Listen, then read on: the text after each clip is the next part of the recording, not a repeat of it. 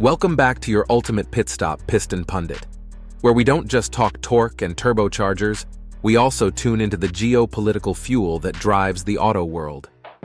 Today, we're diving into a high-octane shift in energy strategy that's making headlines. Canada may be pulling a fast one on the US, signaling it could reroute its precious oil exports from American refineries straight to European markets. What started as trade talk has revved into full-blown tension. Is it all smoke and mirrors, or is Ottawa really ready to shift gears? Let's pop the hood on this situation and see what's really powering this political showdown.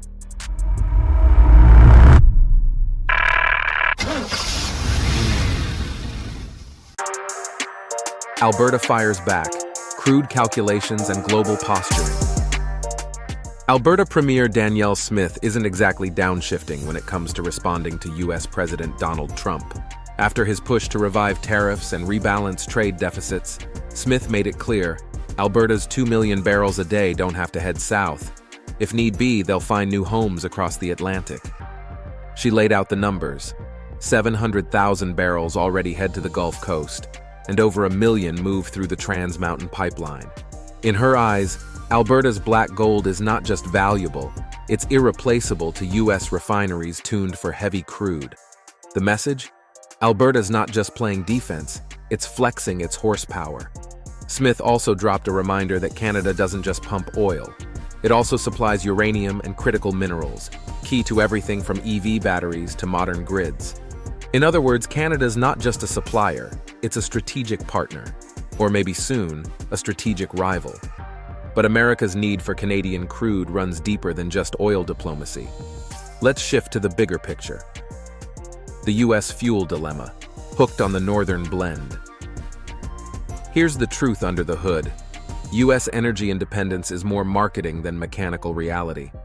America may produce a lot of oil, but it still leans heavily on Canadian crude, especially the heavier stuff that US Gulf Coast refineries are designed to process. In 2023, Canada supplied roughly 60% of America's crude oil imports. Think about that. States like Michigan, North Dakota, and Montana, they're not just neighbors, they're dependent. And it's not just oil. Canada also exported over 11,000 gigawatt hours of electricity to the US last year. Kill those cross-border flows, and you don't just rattle prices, you threaten fuel supply, grid stability, and economic output in key industrial regions. Finding a backup? Easier said than drilled. Venezuela, sanction-heavy. The Middle East, politically fraught. Imports from further afield jack up logistics costs, and that translates straight to pain at the pump. Midwest drivers could end up paying the price, literally. According to March 2025 data from S&P Global, even whispers of disrupted Canadian supply have jolted oil futures. US markets remain hypersensitive to the health of that northern lifeline, and Canada knows it. And the friction doesn't stop at fuel. Let's take a hard turn into the rising heat of the tariff war. Before we delve deeper, do us a favor and smash that like and subscribe button. This helps us reach more auto enthusiasts just like you. Now let's shift gears and steer towards our next point. Trade tensions turn combustible. This isn't just an oil squabble, it's turning into a full-throttle trade brawl. The US recently slapped 25% tariffs back on Canadian steel, aluminum, autos, and even dairy, citing everything from drug enforcement to job protection. The Canadian response? Equally fierce. Prime Minister Mark Carney didn't blink. Retaliatory tariffs, WTO complaints, and a stern message, Canada won't be pushed around. Some insiders are calling it the beginning of a USMCA unraveling. Then there's the rhetoric. Trump referred to Canada as the 51st state, sparking backlash and a wave of nationalist energy north of the border. And when national pride gets hit, energy policy tends to follow. Now, talk of using energy exports as leverage isn't just theoretical, it's strategic planning. Canada's patience is wearing thin, and they're not afraid to let the spigots swing toward Europe. Meanwhile, Washington just dropped new 10% tariffs on global imports and 25% levies on auto parts and vehicles. Canadian automakers are hitting the brakes on investments. Reuters reported April 5th that manufacturers are pausing plans, unsure where this road leads. Even farm machinery supply chains, connected across borders, are feeling the shockwaves. The Guardian warns that both rural Canada and the US Midwest are now caught in the tariff crossfire. And as tensions sizzle, Canada is making quiet moves toward a more diversified destination, Europe. Recalibrating trade, Europe as Canada's new fuel frontier. With tensions flaring across the 49th parallel, Canada is eyeing fresh fuel-hungry allies. Europe, still reeling from its breakup with Russian gas, is rolling out the welcome mat for stable energy partners, and Canada's got barrels to spare. Premier Danielle Smith's mention of sending oil to India and Europe wasn't just diplomatic noise, it's part of a bigger play. With the Comprehensive Economic and Trade Agreement, CETA, already in place, Canada has a clear on-ramp to European markets. And it's not just about pipelines and tankers. The EU and Canada share a values-based roadmap, rule of law, climate focus, and economic transparency. A tighter energy relationship could be the first turn in a long journey toward deeper integration. Maybe not full EU membership, but certainly broader cooperation in energy and resources. Recent data backs the pivot. Canadian crude exports to Europe have more than doubled in Q1 2025, hitting a March peak of 8 million barrels.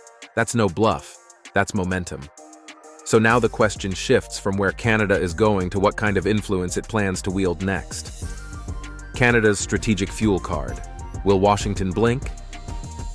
Here's where the rubber meets the road. Can Canada's energy assets shift US policy, or will it just fuel more friction? Canada's portfolio is powerful. Oil, uranium, electricity, rare earths. It's the Swiss Army knife of modern economies. But wielding that toolkit too forcefully could push Washington from irritation to outright escalation. Still, the message from Ottawa is unmistakable. Canada isn't here to play sidekick anymore.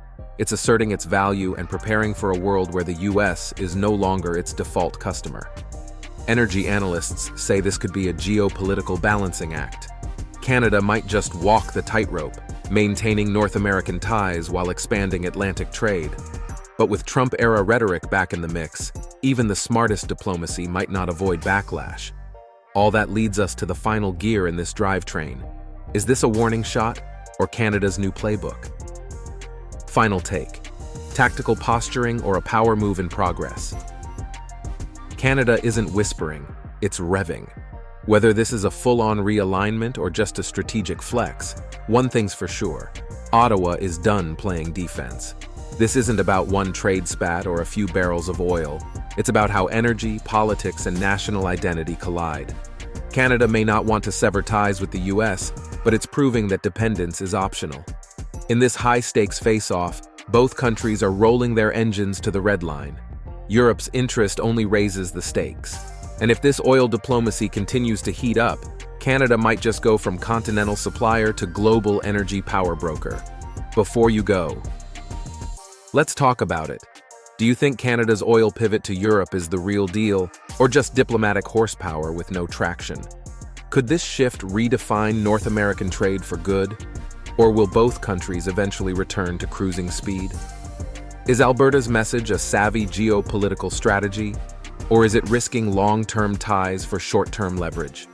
Would energy independence from the US truly benefit Canada, or create more instability? And most of all, how do you think all this impacts vehicle prices, fuel costs, and the automotive supply chain?